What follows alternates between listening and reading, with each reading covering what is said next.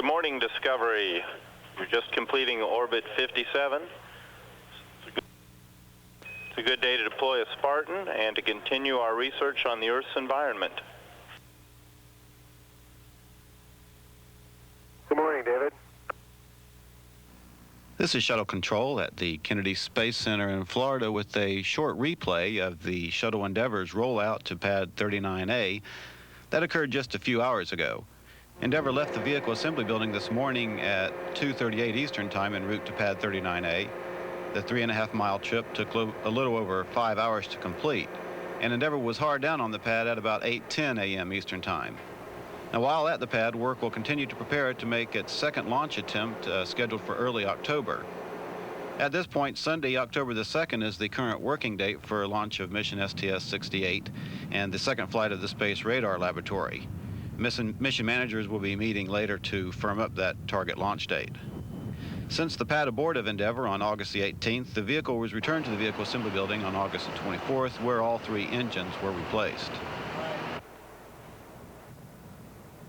The primary payload for mission STS-68 is the second flight of the Space Radar Laboratory. The first Space Radar Laboratory flew on mission STS-59 in April of '94.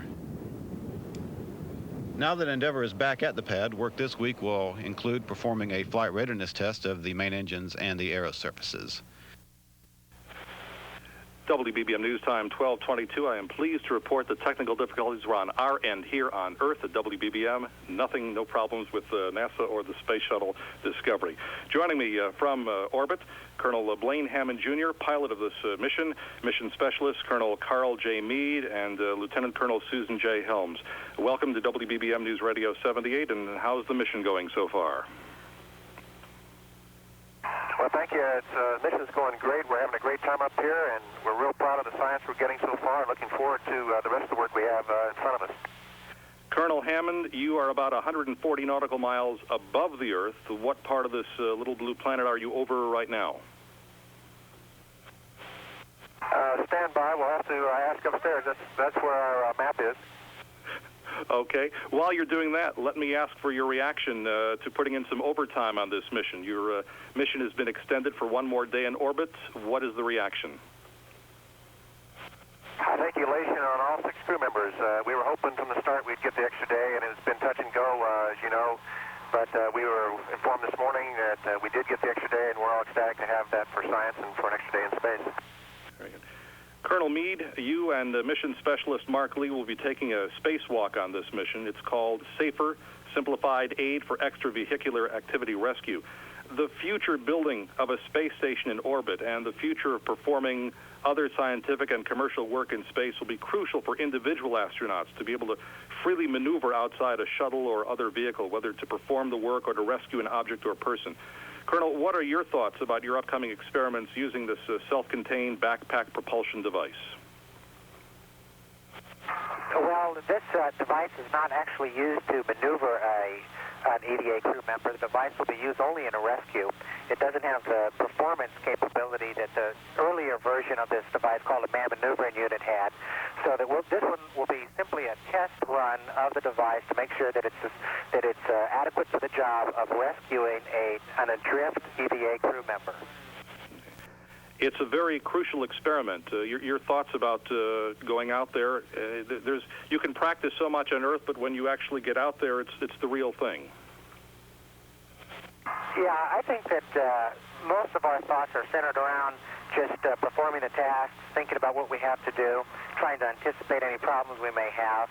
I think I've said before that most of this type of activity is a mental problem, not a physical one. So we all try to become mentally prepared and determine exactly anticipation, what we're going to do and what's going to happen in the flight. So I think although we're excited and anxious to get out and do the job, once we get out there, I think you'll see that most of it's going to be pretty cut and dry and just a professional walk right through the numbers.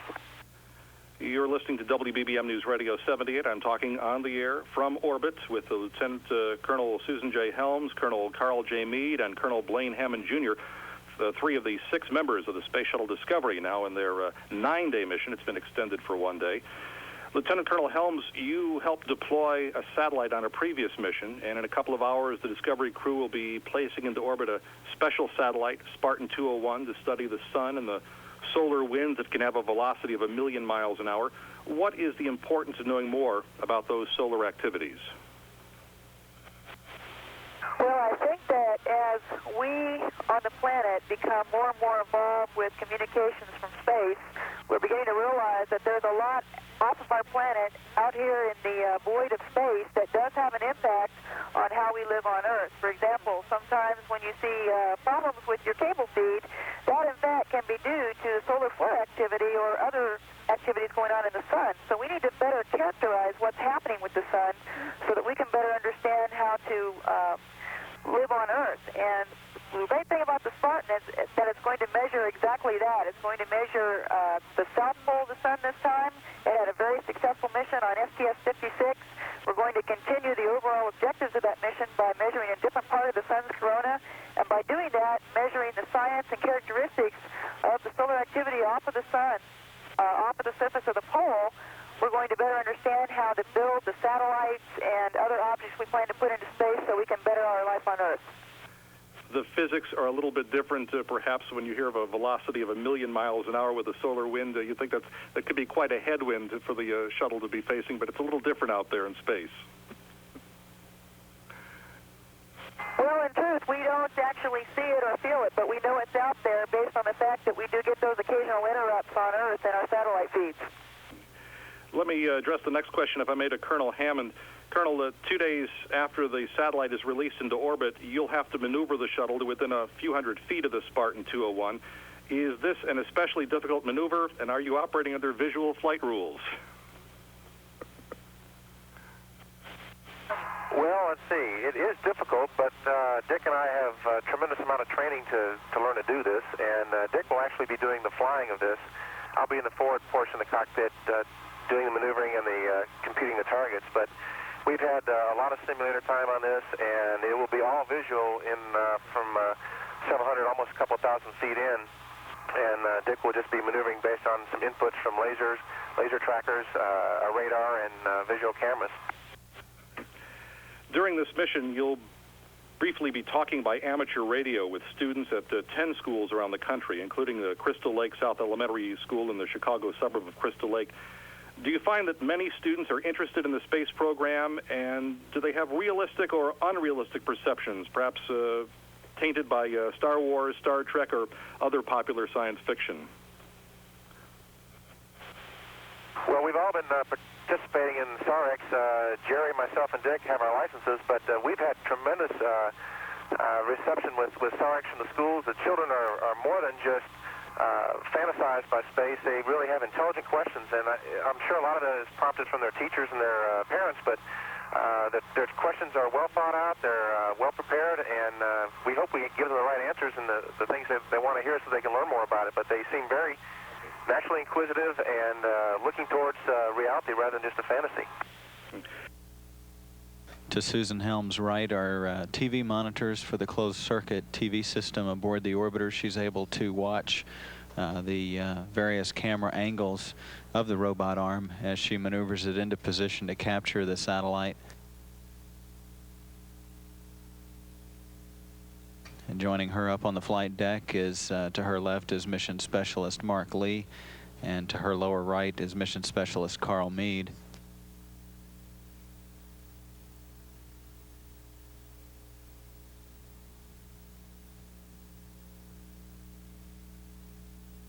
Susan Helms is now using the end effector camera, the camera on the tip of the robot arm, to make the fine-tuning and positioning the end effector over the grapple fixture on the satellite. This is a view that Susan Helms is using on one of her monitors to her right.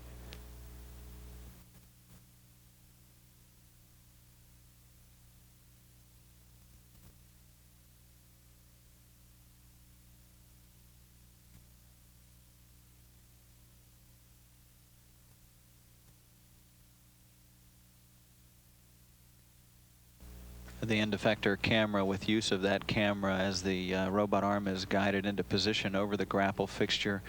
Susan Helms is using a target just above the grapple fixture, a small dot, keeping that centered inside the circle.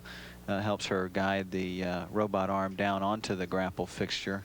Inside the end effector of the robot arm is a wire snares that will lock into place around the grapple fixture once the arm is locked in place.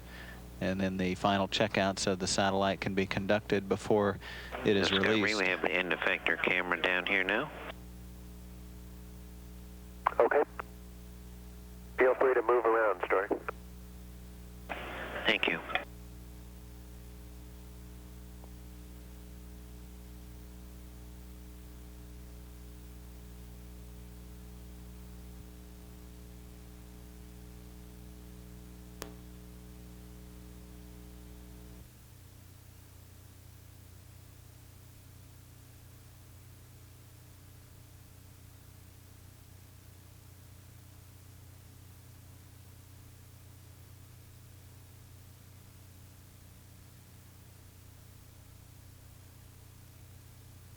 The robot arm operator confirming the procedure is going well. Again, the end effector camera showing us a view of the grapple fixture on the Spartan satellite. This is a 2,800-pound satellite that will be lifted out of the cargo bay and released about 4:30 this afternoon.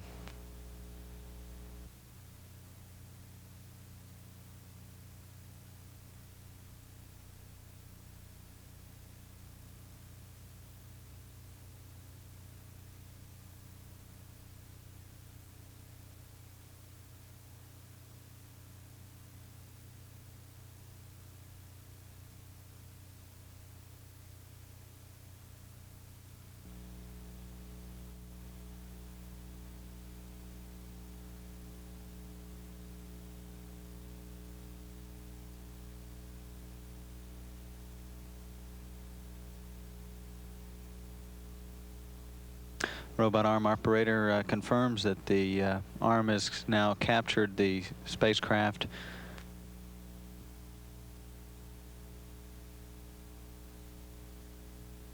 The capture of the Spartan satellite with the robot arm locking onto the capture feature of the grapple fixture on that Spartan satellite occurred as Discovery was traveling up the east coast of the United States, off the east coast around the New York area. Back on the flight deck, the procedures are pressing on for the release of the Spartan satellite on time at about 4:30 this afternoon.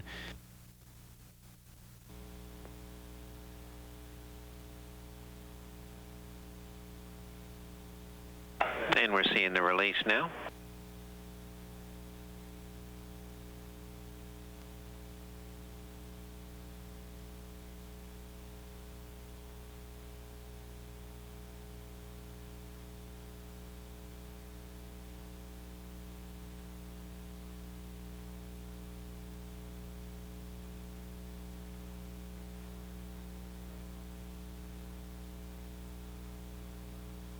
Looks like another warm start. Houston.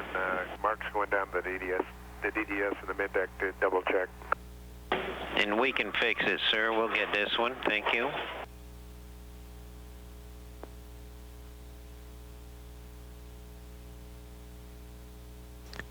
The shadow okay, of the you can get it. shadow of the shuttle's robot arm as it backs away from the Spartan spacecraft. The Spartan's a 2,800-pound satellite. Shortly after the release, the satellite on its own began a pre-programmed. It was a great release, Susan. Thanks, Dory. I felt good about it.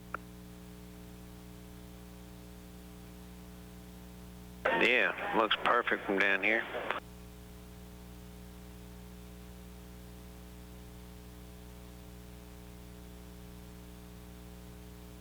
Al is ecstatic. Okay, you tell Ali that he trained me well. All right, he's smiling. And pass those words on to Ruben, too. Okay.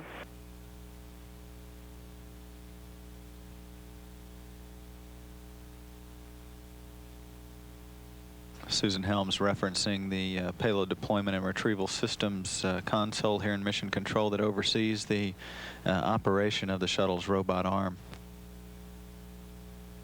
Again, shortly after the release, the satellite on its own went through a pre-programmed series of pirouettes to ensure that it's a healthy spacecraft.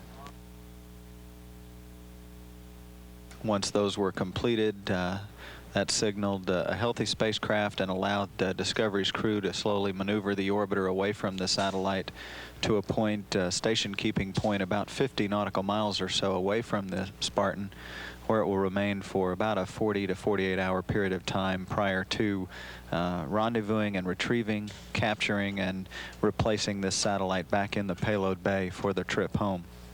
The data collected from this satellite on the sun's corona and the solar wind will be collected on board and retrieved after the satellite is brought home.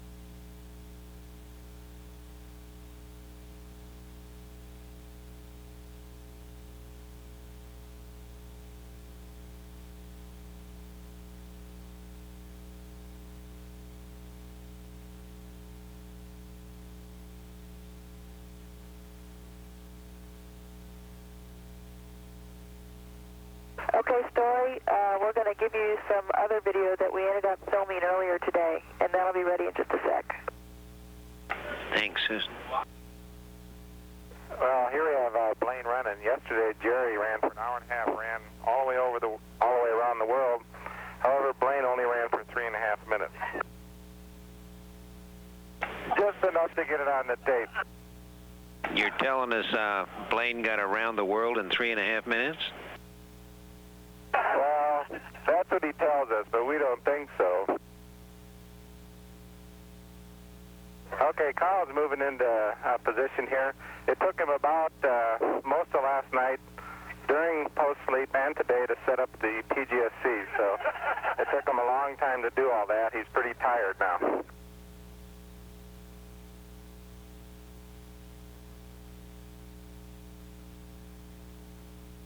Okay, here I am, taking it easy for probably the one time today taking a photo.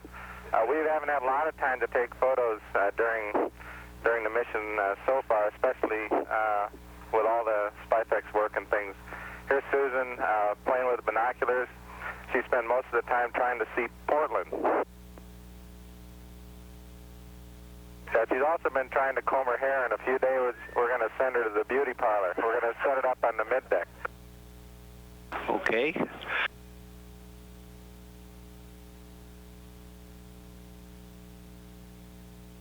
Okay, here's the commander, and as he may have told a few people before, he's the symbol of the commander is the alligator, because all they do is eat and float, eat and float, eat and float.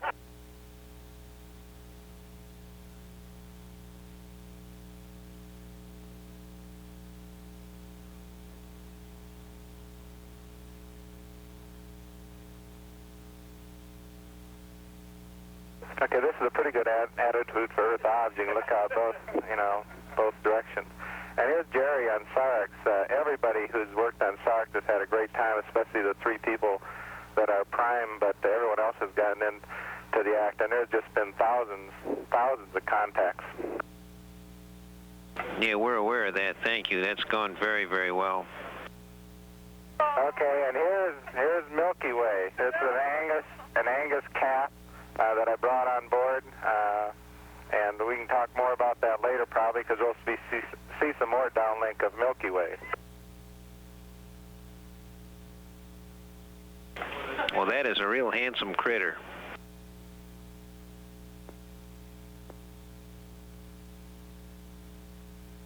Oh, and here's Janet Buddy. I didn't know this was on the tape.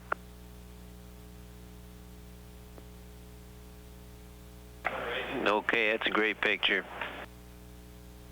Texas bluebonnets and all, huh?